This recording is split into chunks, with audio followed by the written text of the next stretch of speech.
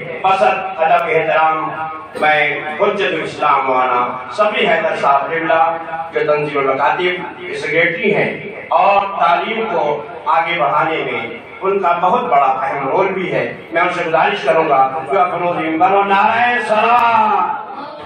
اعوذ باللہ من الشیطان اللعین الرجیم، بسم اللہ الرحمن الرحیم، الحمد للہ رب العالمین، والعاقبۃ للمتقین والجنۃ للمؤمنین والنار للملحدین، والصلاة والسلام على سید الانبیاء والمرسلین، سیدنا و نبینا وشفیعنا ابی القاسم محمد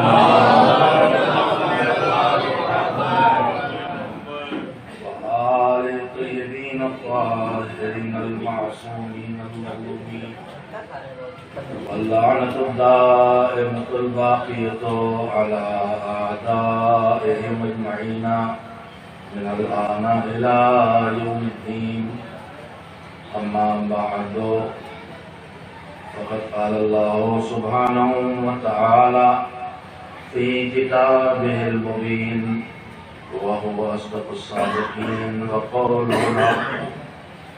بسم اللہ الرحمن الرحیم، ان الدین عند اللہ الاسلام، وقال اللہ سبحانہ وتعالی وقوله الحق۔ بسم اللہ الرحمن الرحیم، ومن يبتغ غير الإسلام دينا فلن يقبل منه وهو في الآخرة من الخاسرين۔ صلوات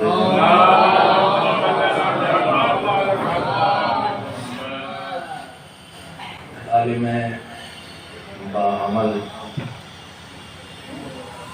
کے اشارہ سوال کے مجلس ہے اور جلسہ تربیت ہے۔ میں نے آپ حضرات کی خدمت میں قرآن کریم کی 2 آیتیں پیش کی ہیں ایک ساتھ۔ عام طور پر مجالس میں ایسا نہیں کیا جاتا،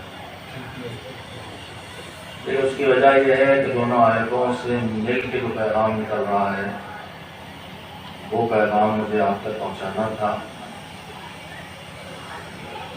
اس عالم بعمل کی مجلس میں، یعنی اس کی مجلس میں جو صرف اسلام کو جانتا نہیں تھا، اسلام کو پہچانتا بھی تھا اور سمجھتا بھی تھا۔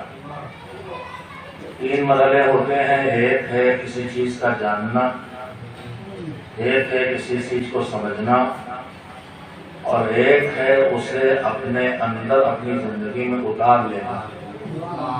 اسلام کے سلسلے میں بھی ہم 3 طرح کے لوگ ہیں، بلکہ 4 طرح کے لوگ ہیں۔ بڑی تعداد تو اسلام کو جانتی ہی نہیں ہے ہم میں، باہر کی بات نہیں کر رہا ہوں، مسلمانوں کی بات کر رہا ہوں۔ ہم میں ایک بڑی تعداد ہے جو اسلام کو جانتے بھی نہیں ہیں۔ جو لوگ جتنا اسلام جانتے ہیں اتنا اسلام سمجھتے نہیں ہیں۔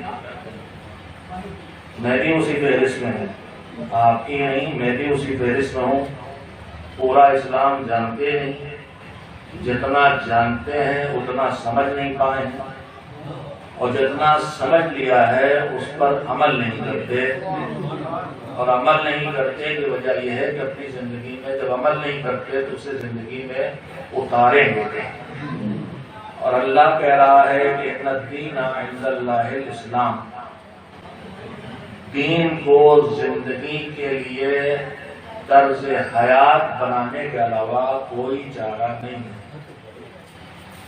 دین بس اسلام ہے، یہ ایک اعلان ہے، اور دوسرا اعلان یہ ہے کہ جو اسلام کو چھوڑ کے کوئی بھی قانون زندگی اپنے لیے اپنائے، میں لفظ دین کا ترجمہ کبھی کیا ہے طرز حیات اور کبھی کیا ہے قانون زندگی، اسی لیے کیا ہے کہ دین کہتے ہی آپ بھی ہماری سب کی نظام میں نماز روزے جیسے کام آ جاتے ہیں۔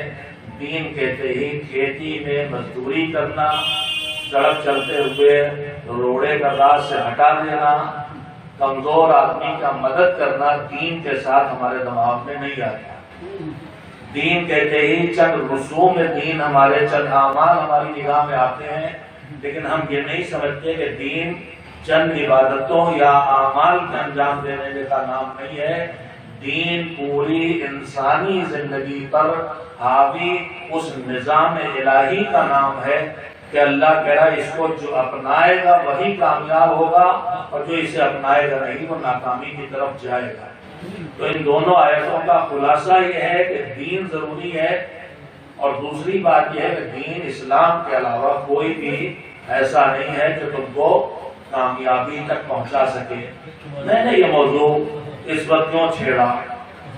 میں نے یہ موضوع اس لیے چھیڑا ہے کہ مولانا قلب صادق صاحب اللہ مقامہ کی وفات کے بعد سے ان کی شخصیت کے بارے میں مسلسل ہم لوگ گفتگو بھی کر رہے ہیں، اور بہت ابھی اسی جلسے میں انتہائی متین باتیں کہی گئیں، بالخصوص جج صاحب نے اور شاہد منظر صاحب نے، دونوں حضرات نے جس طرح سے ان کی شخصیت کو پیش کیا، ایک بہت سادہ لہجے میں ان کی ذاتی زندگی کے تصورات تھے، اور شاہد منظر صاحب نے انتہائی خوش سلیقگی کے ساتھ ان کے اس وجود کو پیش کیا کہ جو وجود قلب صادق بنا تھا وہ کیوں بنا تھا۔ میں بھی یہی کہنا چاہتا ہوں کہ آج قلب صادق کے بارے میں ہم بات کر رہے ہیں، وہ ایک مفکر تھے، وہ ایک مصلح تھے، وہ ایک وقت کے پابند اور اصولوں کے پابند انسان تھے، وہ ایک اچھے اور مؤثر خطیب تھے، وہ ایک اچھے انسان تھے، وہ ایک اچھے مدیر تھے، وہ ایک اچھے پالیسی ساز تھے، وہ ایک اچھا اصلاح کرنے والے انسان تھے۔ یہ مختلف پہلو ہیں جو ان کی زندگی میں۔ وہ اتحاد بین المسلمین کے قائل تھے، وہ اتحاد بین الناس کے قائل تھے۔ یہ صحیح ہے کہ اگر ہم انہیں صرف اتحاد بین المسلمین سے باندھ دیں تو ہم نے ان کو نہیں پہچانا ہے۔ اسلام کے تقاضے کیا ہیں میرے عزیزوں؟ قلب صادق جو کچھ تھے، وقت کی پابندی کرتے تھے، لوگوں کی اصلاح کرتے تھے، حکمت کی بات کرتے تھے، نصیحت میٹھے لہجے میں کرتے تھے، سب سے احترام سے ملتے تھے، سب کی عزت کرتے تھے، انتہائی سادہ زندگی والے تھے، بہت منتظم مزاج تھے، بہت مدبر تھے، بڑی شخصیت کے مالک تھے لیکن غرور سے پاک تھے، زبان کے اوپر قابو تھا مگر کسی کا دل دکھانے والی بات کبھی نہیں کہتے تھے۔ قلب صادق کو پہچانتے چلے جائیے تو آخر میں کہیے قلب صادق ایک مسلمان تھے۔ قلب صادق ایک مسلمان تھے۔ مسلمان ہوگا تو وقت کا پابند بھی ہوگا، مسلمان ہوگا تو جہالت کے خلاف بھی جائے گا، مسلمان ہوگا تو علم کو ترغیب بھی دے گا، مسلمان ہوگا تو رشتوں کو جوڑ بھی رکھے گا، مسلمان ہوگا تو بشر دوست ہوگا، بشر دوست ہی نہیں ہوگا، مسلمان ہوگا تو موجودات خلائق دوست ہوگا، موجودات دوست ہوگا۔ مسلمان خالی مسلمان سے محبت نہیں کرے گا، مسلمان خالی انسان سے محبت نہیں کرے گا، مسلمان ہر موجود کو حیثیت دے گا اور اس کی عزت دے گا۔ مسلمان ہوگا تو کبھی پانی میں پیشاب نہیں کرے گا، اس لیے اسے پتا ہے اس میں اللہ نے مخلوق رکھی ہے جسے اذیت ہوتی ہے۔ مسلمان ہوگا تو کبھی سڑک پر کیلے کا چھلکا نہیں پھینکے گا، اس لیے اسے پتا ہے کہ اسے ٹھوکر کھا کے کوئی گر سکتا ہے اور یہ حرام ہے۔ مسلمان ہوگا تو خالی وضو کے لیے قصبی پانی سے بچنے کے لیے مباح پانی نہیں لائے گا، پوری زندگی میں اپنے آپ کو حرام سے بچائے گا۔ تو قلب صادق جو کچھ تھے اس لیے تھے کہ انہوں نے اسلام کو پہچانا تھا، اسلام کو اپنایا تھا، اسلام کو زندگی کا نور بنایا تھا، اسلام کو طرز حیات بنایا تھا۔ ایک صلوات بھیجیں۔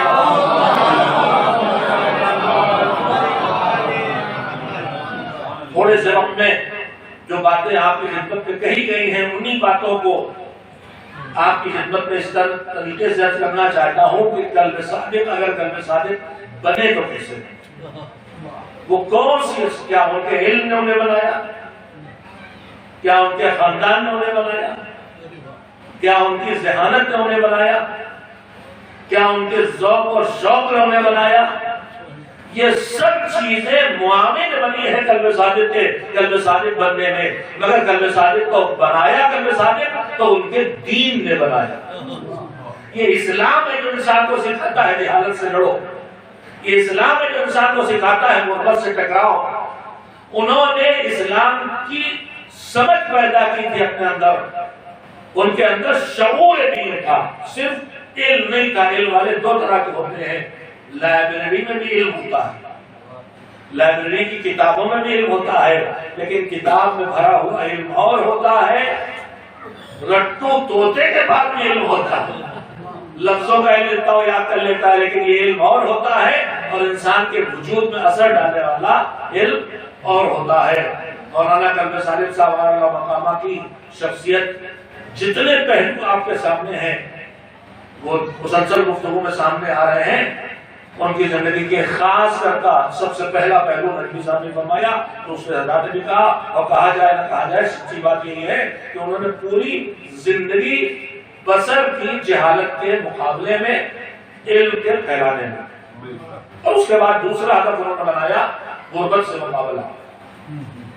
تیسری ان کی ذات کی جو خصوصی صفت تھی، انکساری اور سمجھداری اور پردباری اور علم اور یہ ساری چیزیں تو تھی، لیکن ان کی ذات کی وہ خصوصی صفت جو قومی ضرورت ہے وہ تھی وقت کی پابندی۔ لیکن صرف وہ وقت کے پابند نہیں تھے، وہ اصولوں کے پابند زندگی کے انسان تھے۔ صرف وقت کی پابندی نہیں تھی، ان کے کھانے پینے بھی اصول تھے، اصولوں کی پابندی کی زندگی بسر کرتے تھے۔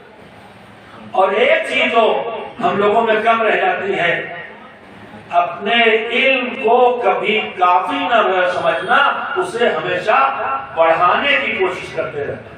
یہ بھی ان کی خصوصیات میں آپ ان کی تصویریں دیکھیں، جب ان کے ڈھانچے پر صرف کھال باقی رہ گئی ہے، مگر اللہ کی ان پر مہربانی تھی کہ اس وقت ان کا دل و دماغ قابو میں تھا، اور یہیں سے جواب دے رہے تھے کہ جب ہم اس بیماری میں بھی اپنے دماغ پہ قابو رکھ سکتے ہیں تو پھر وہ جو نبی اسلام ہے، ہم تو ادھر سے وابستہ ہیں۔ واہ تو ایسی بات تو ہوتی ہے، ایک سلوات دیتی ہے۔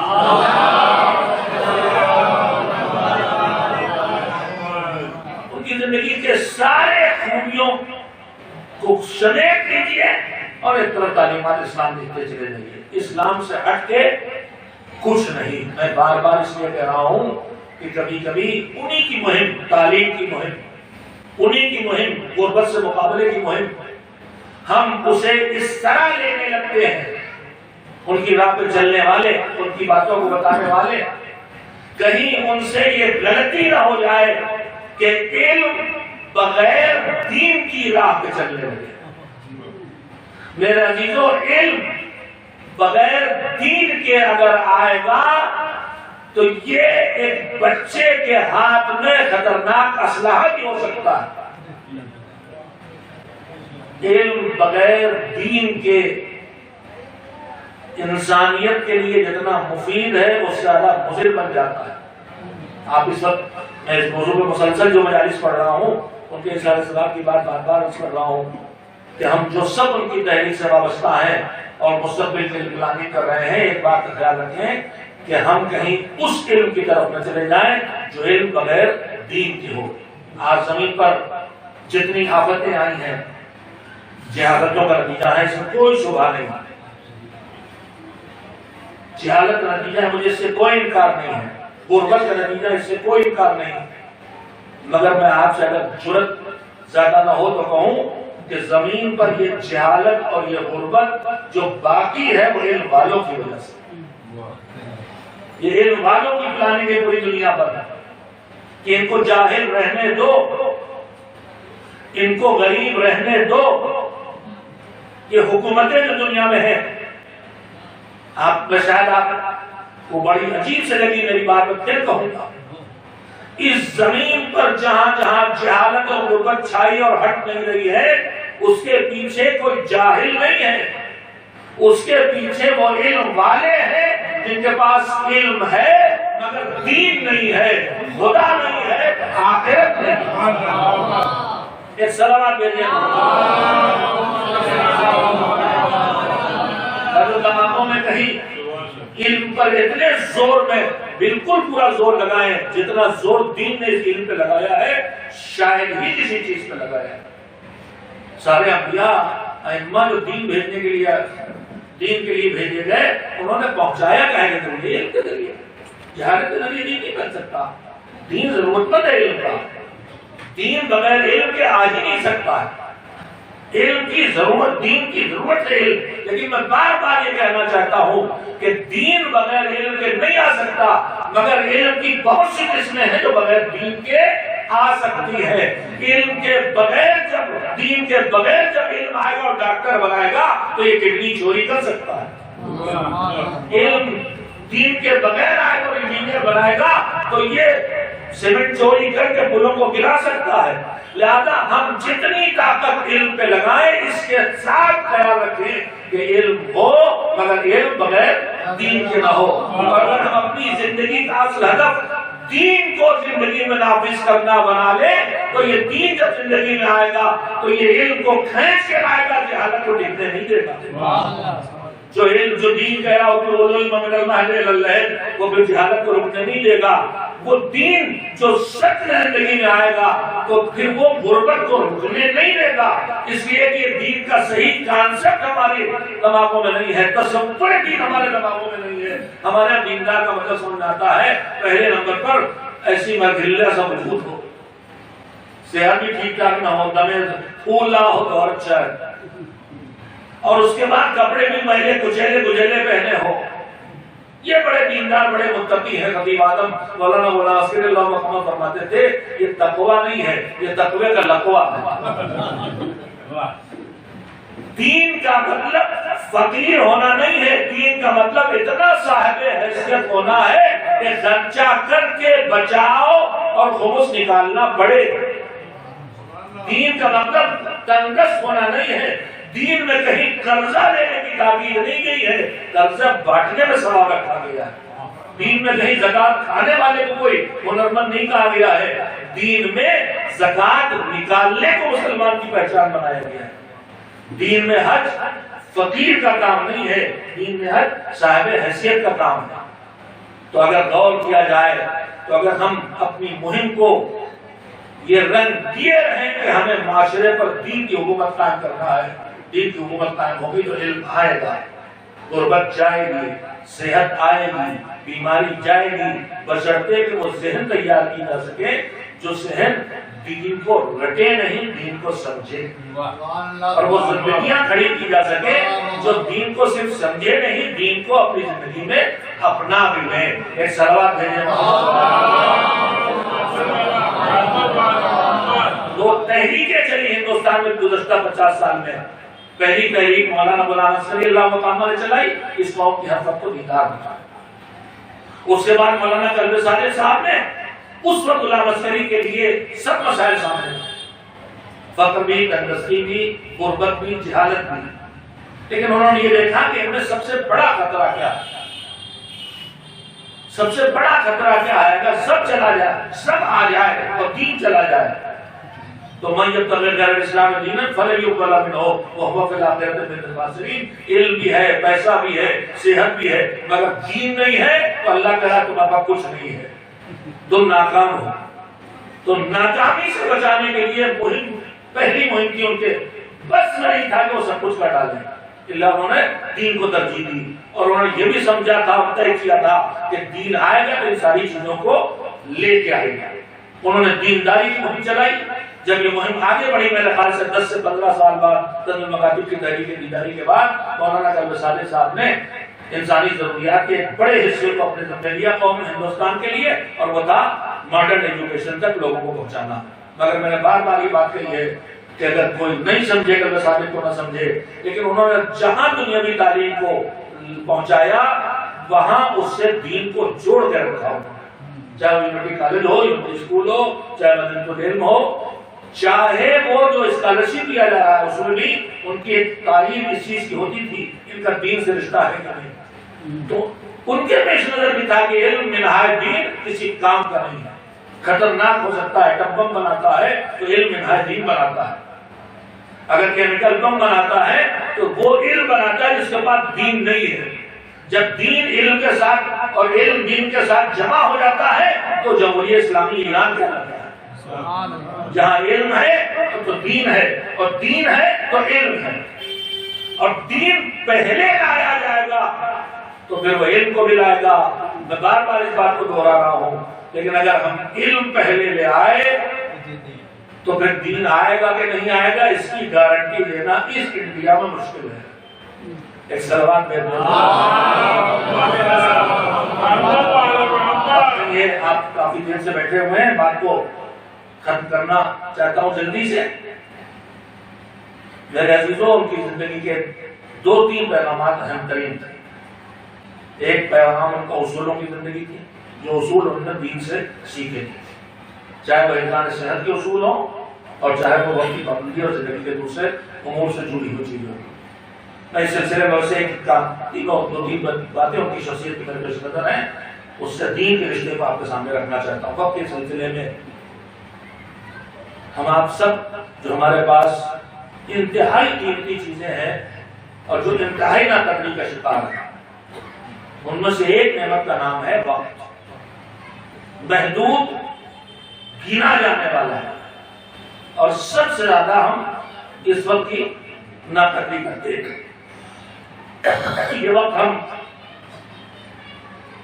3 طرح سے بسر کرتے ہیں، اپنے وقت کو گزارتے ہیں۔ ایک بار وقت آتا ہے وہ ان کاموں میں لگتا ہے کہ جو اللہ کی پسندیدہ چیز ہے، چاہے وہ نماز روزہ ہو، چاہے بچوں کے ساتھ وقت گزارنا ہو، چاہے بچوں کے لیے روزی حاصل کرنا ہو، یہ ساری چیزیں اللہ کی پسندیدہ چیزیں۔ اطاعت پروردگار میں، یہ اطاعت پروردگار میں وقت گزارنا ایک ہمارا کام۔ دوسرا کام، خدا نہ کرے اللہ کی مخالفت میں وقت گزارنا۔ بیٹھ کے گپ لڑا رہے ہیں، اس میں کس کی توہین ہو رہی، کس کی غیبت ہو رہی، کس پہ الزام لگ رہا، ہمیں پتہ ہی نہیں چلتا، پورا وقت اس میں گزرتا رہتا، اور سب سے مزے کا وقت یہی گزرتا ہے۔ چٹنی اور اچار اور مربے سب اسی جمع ہو جاتے ہیں۔ تو ایک اللہ کی اطاعت میں گزرنے والا وقت اور ایک اللہ کی معصیت میں گزرنے والا وقت، اور ہماری زندگی کے ایک بہت بڑا وقت اللہ کی نہ اطاعت میں گزرتا نہ معصیت میں، یوں ہی گزار دیتے ہیں بیکار۔ اس وقت میرے پاس وقت نہیں پیش کرنے کا، ورنہ اللہ کی اطاعت کا مطلب میں پھر وہی کہوں، اللہ کی اطاعت کا مطلب ہماری نماز روزہ نہیں ہے۔ صبح 10 سے 5 تک جو ہم نوکری کر رہے ہیں، دکان پہ بیٹھے ہیں، کاروبار کر رہے ہیں، یہ بھی اللہ کی اطاعت میں گزر رہا ہے۔ جو گھر پہ آ کے بیوی بچوں کے ساتھ باتیں کر رہے ہیں، بچے کو پیار کر رہے ہیں، اہلیہ سے جھوٹے باتیں کر کے ان سے سلو صفائی کر رہے ہیں، یہ بھی اللہ کی اطاعت میں گزر رہا ہے۔ اطاعت پروردگار میں زندگی کا پورا گزارا جا سکتا ہے، بس وقت واقع نہیں، مگر اسی میں کہنا بھی پڑے گا مجھے، پورا وقت انسانی زندگی کا اطاعت پروردگار کر سکتا ہے، بس ایک کام کرنے کی ضرورت ہے۔ رسول اکرم حضرت محمد مصطفیٰ صلی اللہ علیہ وسلم جناب ابو ذر سے خطاب کرتے ہوئے کہا، چلیے بتائیے آپ جو کھانا کھاتے کیوں کھاتے ہیں؟ بھوک لگتی اس لیے کھاتے، پیٹ بھرنے کے لیے؟ تو اکثر تو بھوک لگی، پیٹ بھرنا بھوکے سے کھا رہے، لیکن کبھی کبھی صرف مزے کے لیے کھاتے ہیں۔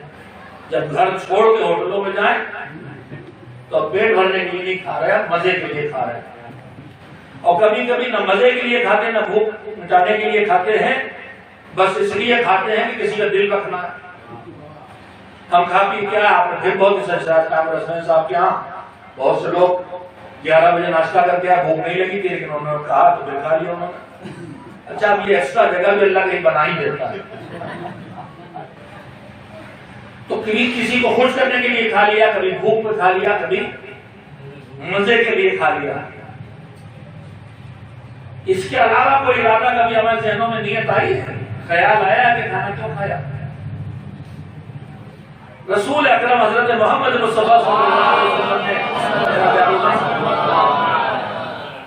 خطاب کرتے ہوئے فرمایا کہ اے ابو ذر، اگر ہو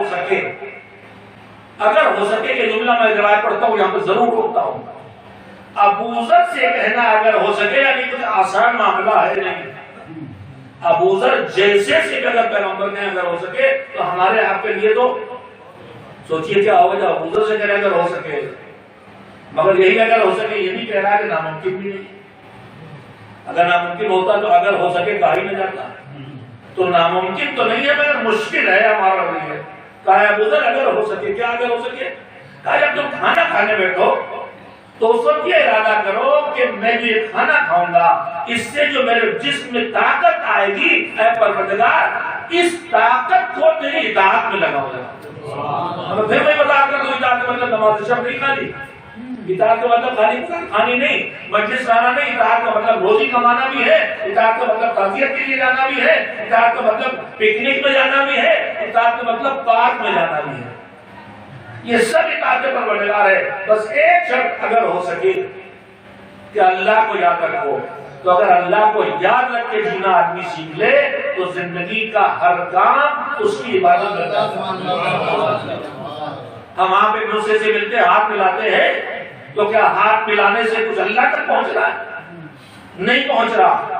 مگر روایت کہتی ہوتا کیا ہمارے آپ کی محبت گلے ملے ہاتھ ملایا محبتیں بڑھتی ہیں. تحفہ میں محبتیں بڑھتی ہیں. بچے کو پیار کرے بچے کے دل میں میری محبت بڑھتی ہے. مگر کہتا بچے کو تم پیار کرو گے ثواب میں دوں گا. میں بچے کی پیار کی بات تو منبر سے کر سکتا ہوں ان کو ثواب ملنے والا ہے. ثواب تو اس سے آگے بھی ملنے والا ہے جو منبر سے کہہ بھی نہیں سکتا. تو جو کریم اتنا کریم ہے کہ خالص میرے ذاتی کام ہو رہے ہیں اور وہ اپنی عبادت بنائے چلا جا رہا ہے. یہ گنجائش اس نے ہر طرح سے رکھی ہے تو پوری زندگی کی عبادت بنایا جا سکتا ہے. مگر ہم بہت وقت بیکاری میں گزار دیتے ہیں. حالانکہ جو بیکاری کا وقت ہو اسے عبادتوں میں بہترین وقت میں بدلا جا سکتا ہے. اسے بہترین وقت میں بدلا عبادت میں بدلا جا سکتا ہے. ہم آپ اپنی زندگی پائی ہم نے 60 70 80 سال کی خیروں میں نرفے شاہ 1000 مہینے والی زندگی. اللہ نے لمٹ بتائی ہے اصل زندگی یہی ہے. یہ جو ہم نے آپ کا اصل زندگی پائی ہے اس میں سے کتنا سونے میں گزرا کتنا کھانے میں گزرا کتنا کمانے میں گزرا یہ سب گزرتا چلا گیا. تو ہم نے اللہ کو بھول کے کیا لہذا عبادت نہ کر پایا. اگر اللہ کو یاد کر کے زندگی جینا سیکھتے تو خالی بستر پر ایک وضو کر کے سو جاتے پورے 8 گھنٹے کی نیند عبادت بن جاتی. لیکن ہم اللہ کو بھول کے زندگی بسر کر رہے ہیں اس کی زندگی کا بڑا حصہ اللہ کی عبادت نہیں بن پاتا. تو بڑا حصہ ہمارا اس طرح گزر جاتا ہے کہ ہم اسے عبادت نہیں بنا پاتے اور انتظار میں گزر جاتا ہے. یہ جو انتظار میں گزر جاتا ہے یا اطاعت میں گزرتا ہے یا اللہ کی معصیت میں یا نہ عبادت کا کچھ بس گزر گیا. کسی ٹرین کے انتظار بیٹھے کسی انتظار کتنا وقت یوں ہی گزار دیتے. روایت کہتی ہے سنیے جو وقت ہم اپنا اطاعت میں گزارے اس کی قیمت پہچانیے. جو خدا نہ کرے معصیت پروردگار میں گزارے اس کی مصیبت سمجھیے. روایت کہتی ہے کہ انسان کے نامہ میں جب اس کے ہاتھوں میں اس کے وقت کا حساب دیا جائے گا جب اس کے وقت کا حساب دیا جائے گا تو اس کے وقت کے حساب کا ایک حصہ جب اس کے سامنے آئے گا تو وہ اتنا خوش ہوگا کہ اگر اس کی خوشی سارے اہل جہنم پہ بانٹ دی جائے تو تھوڑی دیر کے لیے جہنم اپنا غم بھول جائے اپنی مصیبت بھول جائے گا. اتنا خوش ہوگا. اور قبر وقت کا دوسرا حصہ جب سامنے آئے گا تو اس پہ اتنا رنجیدہ ہوگا کہ اگر اس کی رنجیدگی اہل جنت میں بانٹ دی جائے تو اہل جنت تھوڑی دیر کے لیے ساری نعمتوں کے باوجود رنجیدگی کا شکار ہو جائے. اور تیسرا حصہ ہوگا جو سامنے آئے گا تو پچھتائے گا پچھتائے گا پچھتائے گا. پوچھا گیا معصوم سے کیسے؟ تو فرمایا کہ جو وقت اس نے اطاعت پروردگار میں گزارا ہے وہ وقت جب اس کا حساب سامنے آئے گا تو اتنا خوش ہوگا کہ میں نے اپنے محدود وقت کو اطاعت پروردگار میں گزارا. اتنا خوش ہوگا کہ وہ خوشی اہل جہنم میں بانٹی جائے تو اہل جہنم تھوڑی دیر کے اتنا غم بھول جائے. اور اس کا الٹا جب معصیت پروردگار میں غیبت میں توہین میں نامحرم کو دیکھنے میں بیٹھ کے منصوبہ بندی میں گزارا تو یہ وہ وقت ہے کہ اگر اسے اہل جنت میں بانٹا جائے تو اتنا رنجیدہ ہوں گے کہ اپنی نعمتوں کو بھول جائیں. تیسرا وقت کون سا ہے جو بیکاری میں گزار دیا بے بس کر گزار دیا کچھ نہ کیا کہ کاش میں نے اسے نہ گزارا ہوتا. میں نے ایک جملہ کہا تھا کہ اگر اللہ کو یاد رکھنے کی عادت ڈال لیں ہم تو بیکاری کا گزارا ہوا وقت سب سے اچھا وقت بن سکتا ہے. ہماری آپ کی 60 70 سال کی زندگی ہے اگر ہم پوری زندگی عبادت بنا ڈالیں سب کچھ عبادت بنا ڈالیں نماز روزہ حج زکات جتنا ہم نے کیا ماں باپ کی خدمت روزی کمائی سب کر ڈالا جتنا بھی ہم نے نیکیوں میں گزار ڈالا جتنی بھی نمازیں پڑھی روزے رکھے پوری زندگی ہم نے جتنا نیکیاں کی، بھرپور نیکیاں کی ہوں تب بھی۔ اب اس کے بعد سنیے، توجہ دے جو بات سننا چاہتا ہوں جس کی ہمارے درمیان بہت کمی۔ فرمایا کہ فکر و ساعت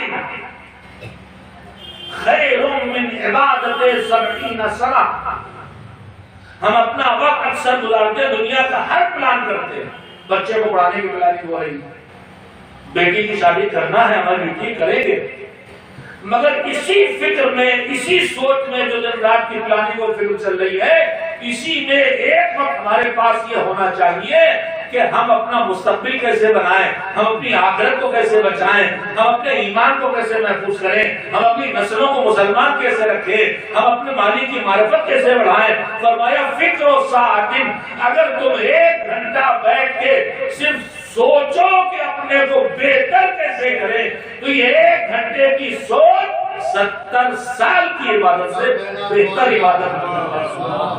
یہ کمی ہے ہمارے درمیان، جس کو ہم آپ کی زبان میں کہیں پلاننگ کی کمی۔ ہماری زندگیوں میں پلاننگ نہیں ہے، پلاننگ کرنے کی ضرورت ہے، وہ پلاننگ جو دنیا میں بھی ہمیں کامیاب کرے، جو آخرت میں بھی ہمیں کامیاب کرے۔ مولانا کلب ثابت نے پوری ملت کے لیے پلاننگ کی تھی، دنیا میں کیسے کامیاب بنائے، آخرت میں کیسے کامیاب بنائے۔ دوسری بات، 3 پہلو تھے اپنی زندگی میں بات کرنا چاہتا، شاید کا پیش کر سکوں، بچ جائے گا آگے کام رہے گا۔ صلوات بھیجے محمد۔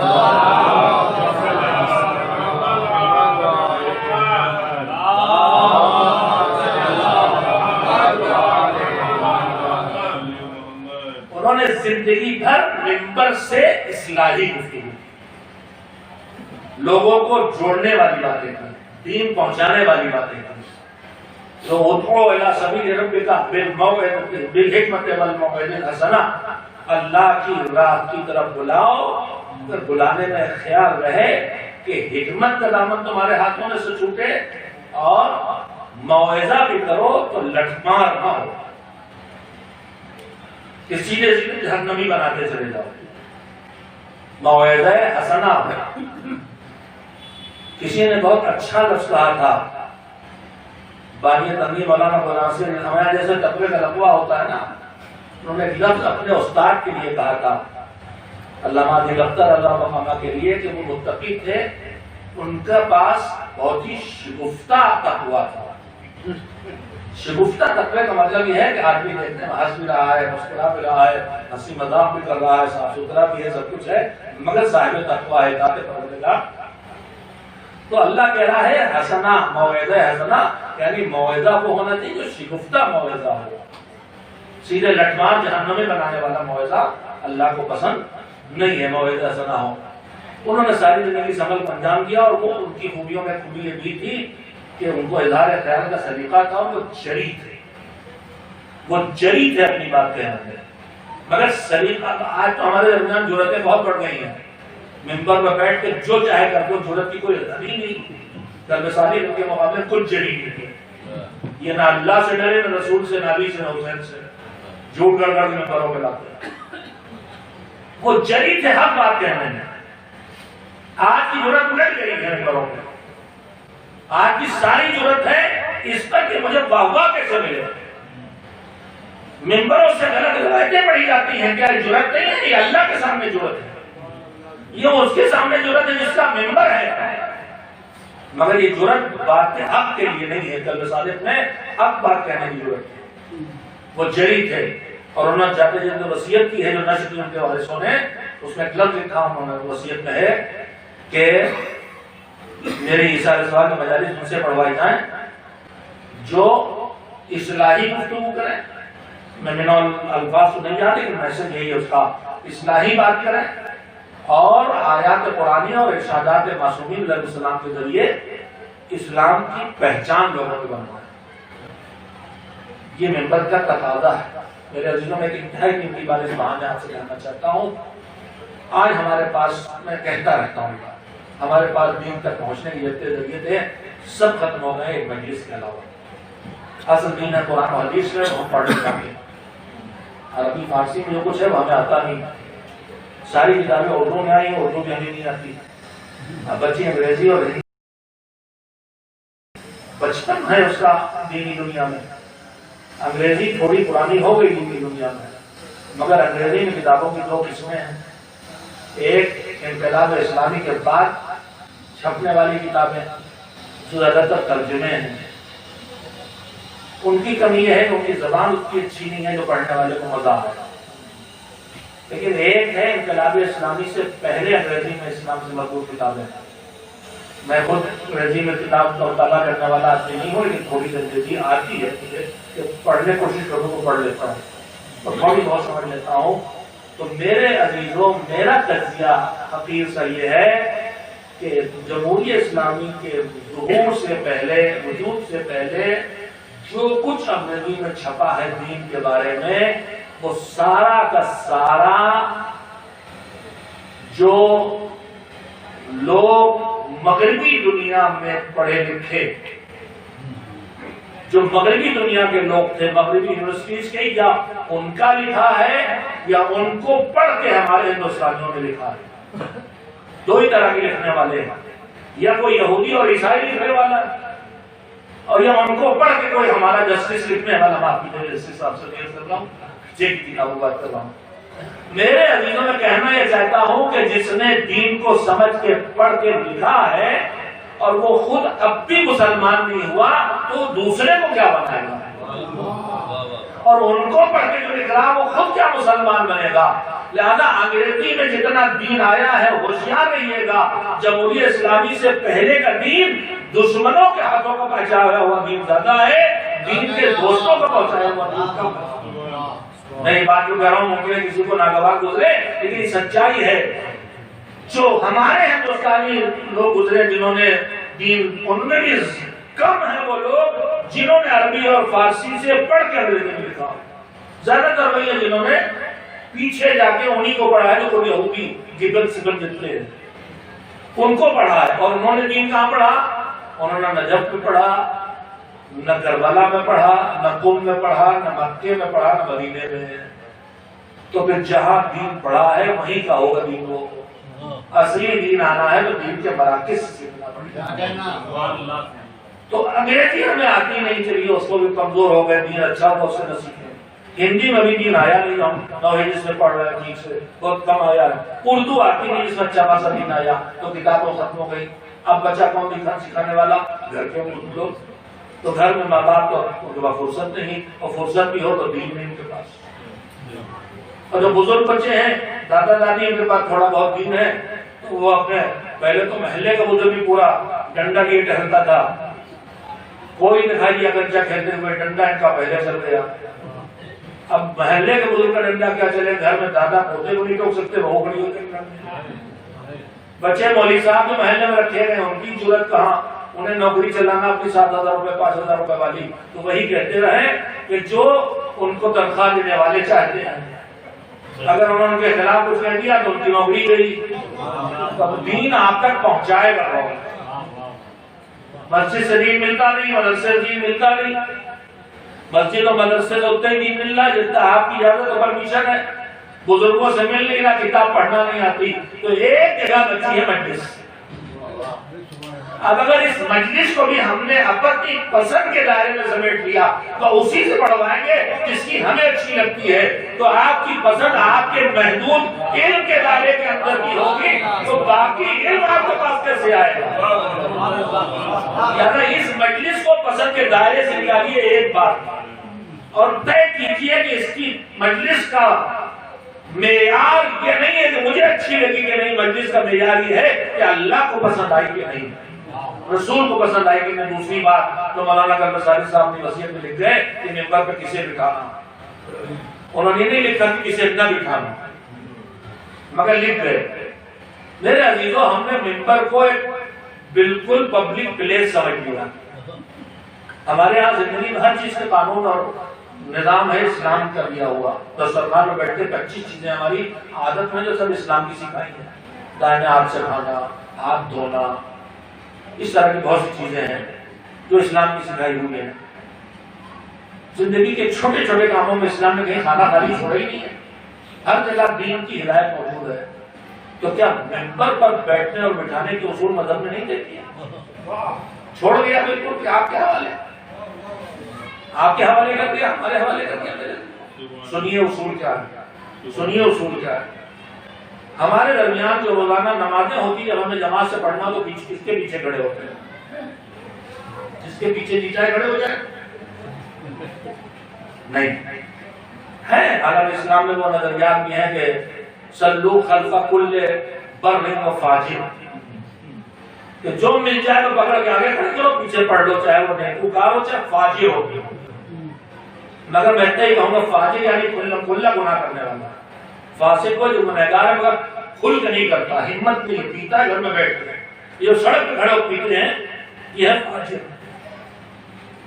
یہ روایت ساتھی کے کارخانے جو کھلے بنی امیہ بنی عباس سے تھے. اب وہ پیتے تھے، جوا کھیلتے تھے، بدکاریاں کرتے تھے، وہ خلیفۃ المسلمین تھے. تو اگر یہ طے کر لیا جائے کہ خالی آگے کے پیچھے پڑے گا تو ان کے پیچھے کون پڑے گا؟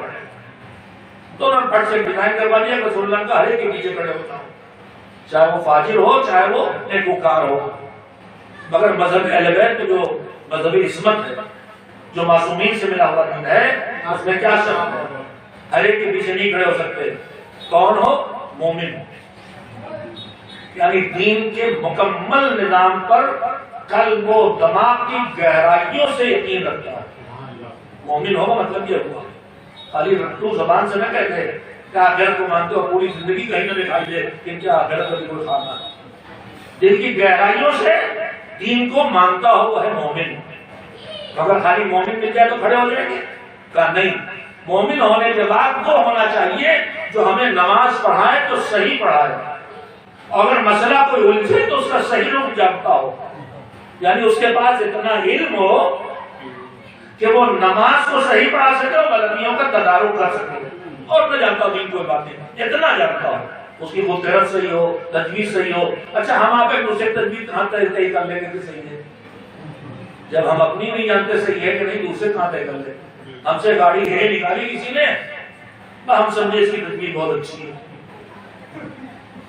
ساتھ کی آواز نکالنے میں ہوٹ موڑے فواد کیا، ہم سمجھے اس کی تجویز بہت اچھی ہے. بھیا آپ کو کسی پیچھے آپ کے گھر میں محلے میں بہت نیک آدمی ہے، مگر خالی ان کا نیک ہونا کافی نہیں، ہم کی نماز کا صحیح ہونا ضروری ہے، اور نماز صحیح ہونے میں ان کی غیرت کا صحیح ہونا ضروری ہے. تو یہ آپ ہم نہ طے کر پائے. ہمارے بزرگوں نے طریقہ نکالا تھا، فقہ کی کتاب میں کہیں نہیں لکھا شرط ہے اجازت نماز، مگر یہ طریقہ اسی لیے نکلا تھا کہ آپ کیسے طے کریں گے کہ اس کی نماز صحیح ہے کہ نہیں؟ کسی معتبر عالم سے جگہ ملے تاکہ طے ہو جائے اس کی نماز صحیح ہے کہ نہیں ہے. یہ فقہ کی قید تو نہیں ہے مگر عملی زندگی کی ضرورت ہے.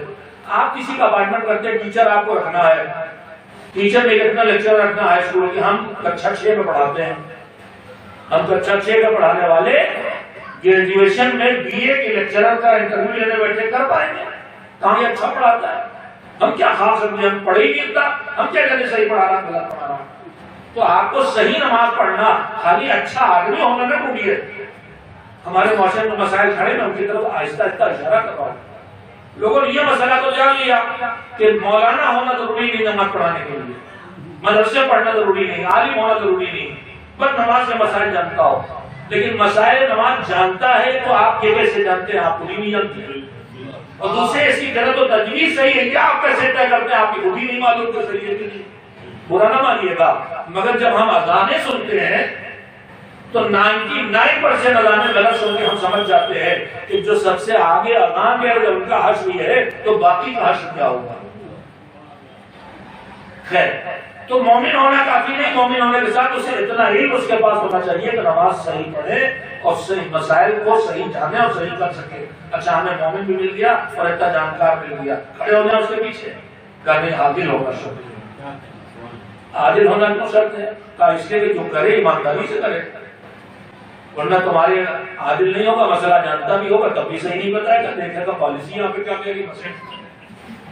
تو عادل ہونا بھی شرط ہے. میری توجہ رکھے، بے نماز کے پیچھے کھڑے ہوں گے تو عالم بھی ہو عادل بھی ہے تو بنیادی شرط ہے. اتنا عالم کہ جتنا اس کام کو کر سکے. آپ کہیں گے مسلح کی پیش نماز کی باتیں کر رہے ہو، ممبر سے کیا مطلب؟ میرے عزیزوں، مذہب نے اس ممبر کو اسی مسلح سے جوڑا.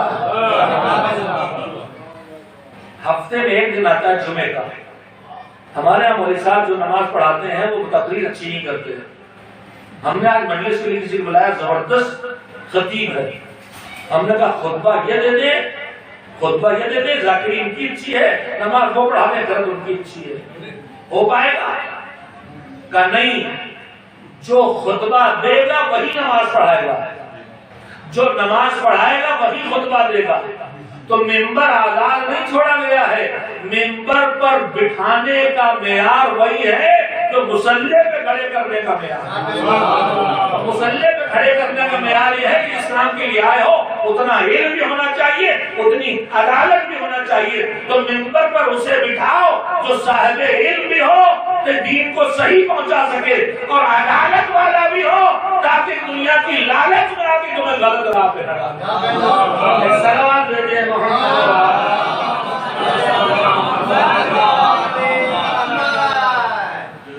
میں یہیں پہ اپنی گفتگو روکتا ہوں، آپ کی زحمت کو ختم کرتا ہوں. ان کی زندگی کی پہلو اور ہیں، مجلسیں ہوتی رہیں گی، تذکرے آتے رہیں گے انشاءاللہ.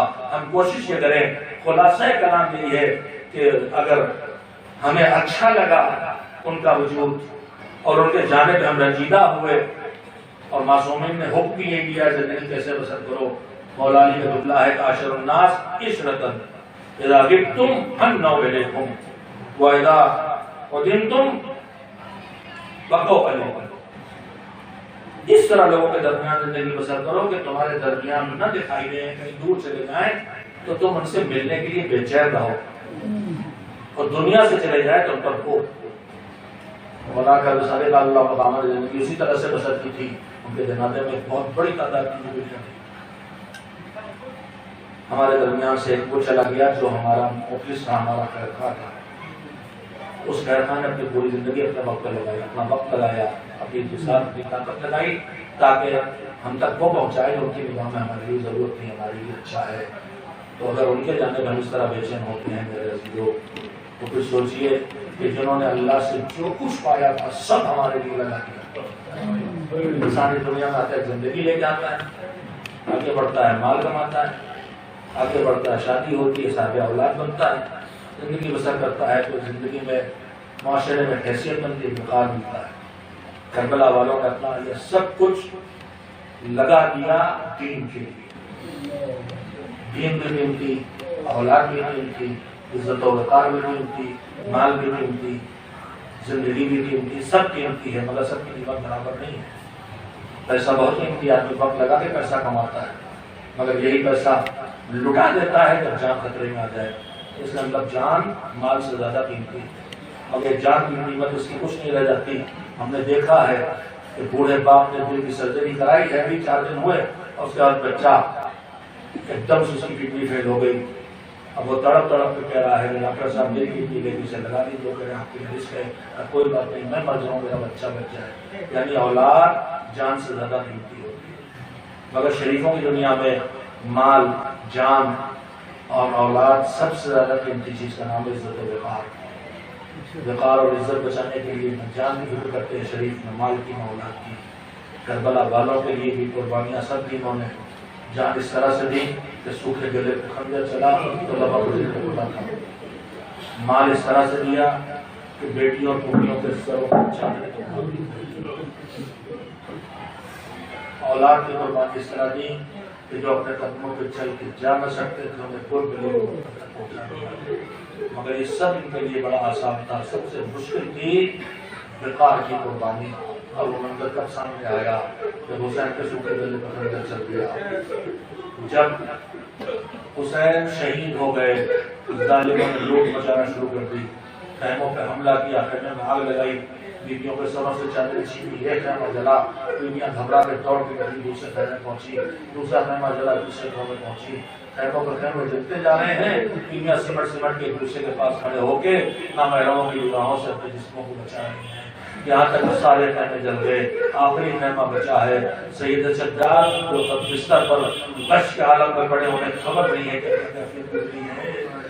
ہمیں یہ نہیں پتا کہ کیا کیفیت گزری ہے کہ ایک مرتبہ پھوپھی نے بازو ہلایا، بیٹا اٹھو تمہارا باپ مارا گیا، تم یتیم ہو گئے، بیٹا خیمے جل گئے، ہمارے سروں سے چادریں چھن گئی، بیٹا اب یا تو ہم ان خیموں میں زندہ جل کے مر جائیں یا ننگے سر ہمیں خیموں سے باہر نکلنا پڑے گا۔ زینب کا یہ سوال کہہ رہا تھا، ان کے لیے جل کے مر جانا آسان تھا، نکلنا دشوار۔ اگر امام وقت حکم دیا کو کہ اماں خیموں سے باہر نکلنا ہے دین کا پیغام پہنچانے کے لیے، زینب کو امام وقت حکم ملا، بیویوں کو سمیٹ کے خیموں سے باہر نکالا، بیویوں باہر چلو باہر چلو باہر چلو۔ امام وقت حکم ہے، سمٹ سمٹ کے بیویاں بغیر چادر کے خیموں سے باہر نکل گئی۔ ایک چھوٹی سی بچی زمین پہ بیٹھی ہے، بی بی زینب کا بازو پکڑا، سکینہ اٹھو خیموں سے باہر نکلو۔